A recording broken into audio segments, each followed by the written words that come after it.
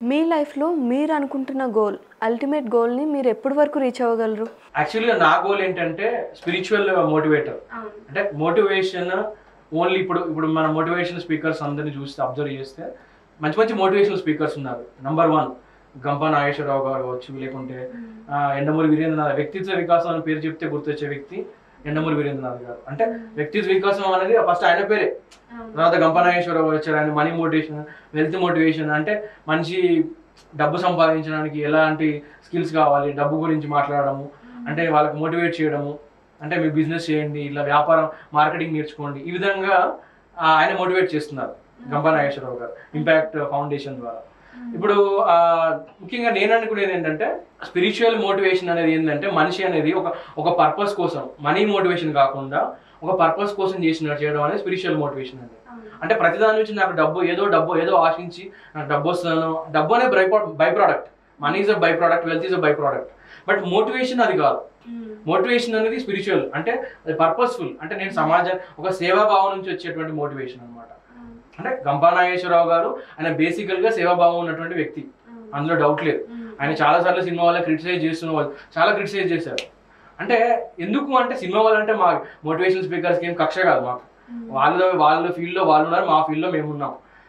కానీ సమాజాన్ని ఒక బాధ్యత, సోషల్ రెస్పాన్సిబిలిటీ మోటివేషనల్ స్పీకర్గా ఉన్నంత సినిమా వాళ్ళకి సోషల్ రెస్పాన్సిబిలిటీ ఉందా? నేను ఒకటే క్వశ్చన్ అడుగుతాను. సమాజం గురించి మోటివేషనల్ స్పీకర్స్ ఆలోచించి మేము సమాజానికి ఉపయోగపడే విధంగా ఏదైనా చేయాలని మేము ఆలోచిస్తున్నాం. అంటే ఎంటర్టైన్మెంట్ పర్పస్లో వాళ్ళు చేస్తున్నారు, దాన్ని తప్పనట్లేదు. బట్ ఆ ప్రాసెస్లో వాళ్ళకి ఎంత సోషల్ రెస్పాన్సిబిలిటీ ఉందనేది అది వాళ్ళే క్వశ్చన్ చేసుకోవాలి, వాళ్ళకి తెలుసు.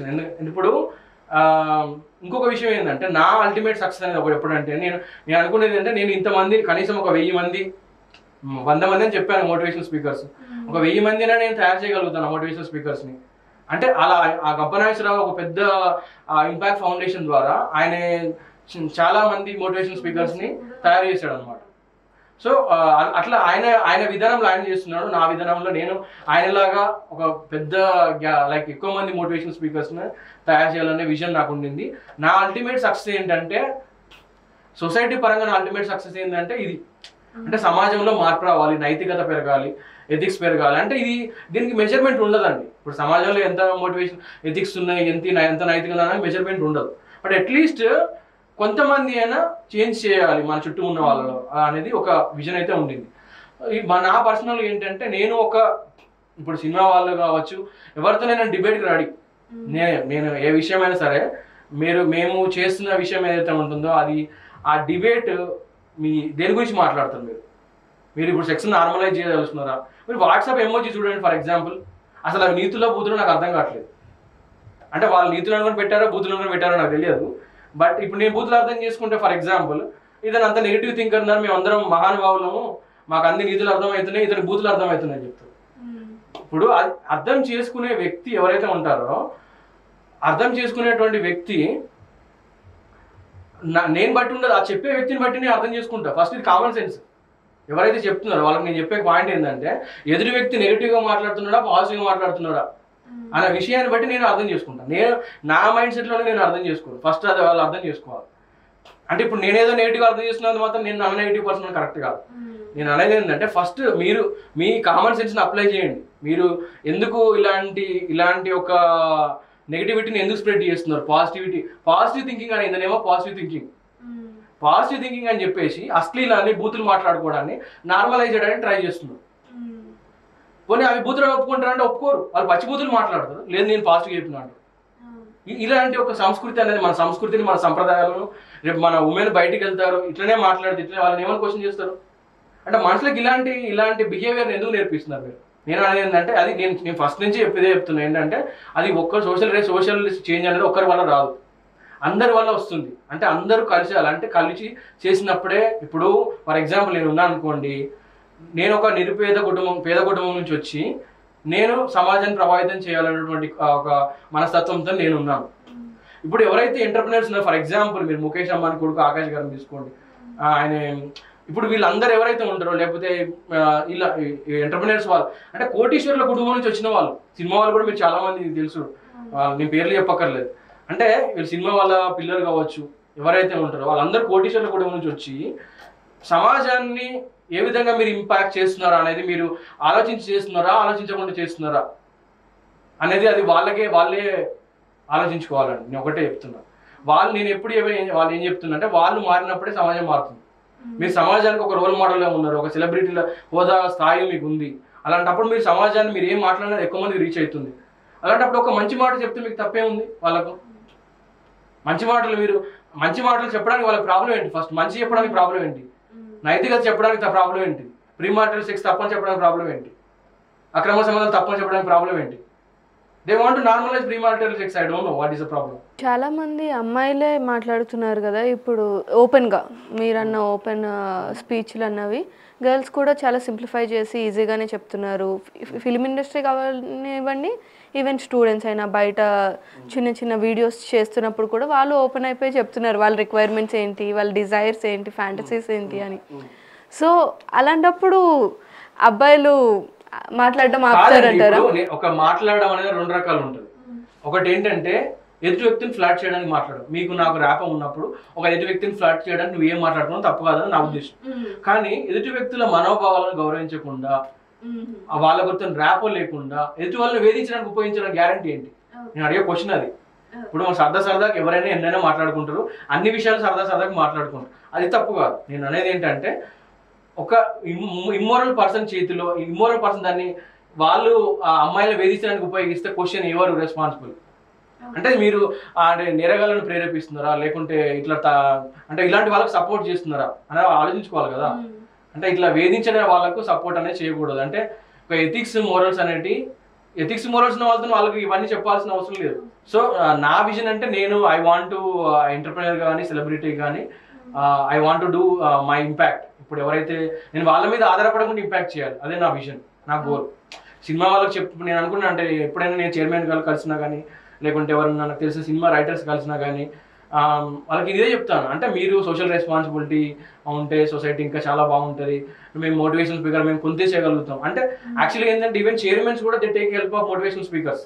చైర్మన్ వాళ్ళు కాలేజీని ఒక మంచి వ్యక్తులుగా తీర్చిదిద్దాలన్నప్పుడు వాళ్ళు చెప్పిన దానికంటే మేము చెప్పింది ఎక్కువ వెళ్ళిపోతుంది. కానీ విషయం ఏంటంటే సమాజానికి సంబంధించినంత వరకు వాళ్ళు ఇన్ఫ్లుయెన్షియల్ పీపుల్గా ఉంటారు కదా, ఫైనాన్షియల్ కావచ్చు, అన్ని రకాలుగా సోషల్ స్టేటస్ పరంగా కావచ్చు. అలాంటి వాళ్ళు ఏదైనా చెప్తే ఇంకా ఎక్కువ మందికి రీచ్ అయ్యే అవకాశం ఉంటుందని నేను చెప్పిన మాట. వాళ్ళందరినీ నేను రిక్వెస్ట్ చేసుకున్నాను ఏంటంటే అది విషయం. సో ఇప్పుడు మీరు ఫైనల్గా స్టూడెంట్స్కి కానీ వాళ్ళ పేరెంట్స్కి కానీ ఫైనల్గా మీరు ఇచ్చే సందేశం ఏంటి? ఇప్పుడు ఫైనల్గా డిసిజన్స్ వాళ్ళదే అండి. ఫైనల్గా డిసిజన్ అనేది పేరెంట్స్ తీసుకుంటారు ఫస్ట్. అంటే నేను నన్ను నమ్మితే చెప్తున్నా, నన్ను నమ్మితే మీరు కనుక నన్ను నమ్మితే, నన్ను నమ్మని అక్కర్లేదు, ఎందుకంటే మల్లారెడ్డి సార్ నమ్మి ప్రతి ఒక్కరు జాయిన్ చేస్తూ ఉంటారు.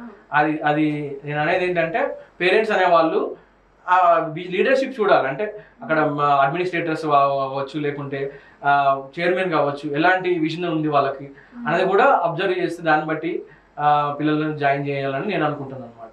అది నా ఒపీనియన్. అంటే ముఖ్యంగా నేను ఏమంటున్నా అంటే ఇప్పుడు నేను యాజ్ ఏ మోటివేషనల్ స్పీకర్గా చెప్పేది ఏంటంటే, నేను ఒక సెమినార్స్ కండక్ట్ చేశాను ఏంటంటే art of building great habits అని. విద్యార్థులు తల్లిదండ్రులు ఏంటంటే వాళ్ళ రెస్పాన్సిబిలిటీ, ఆల్రెడీ చెప్పాను ఈ పాయింట్, వాళ్ళ రెస్పాన్సిబిలిటీ ఉంటుంది స్టూడెంట్ మౌల్డ్ చేయడంలో.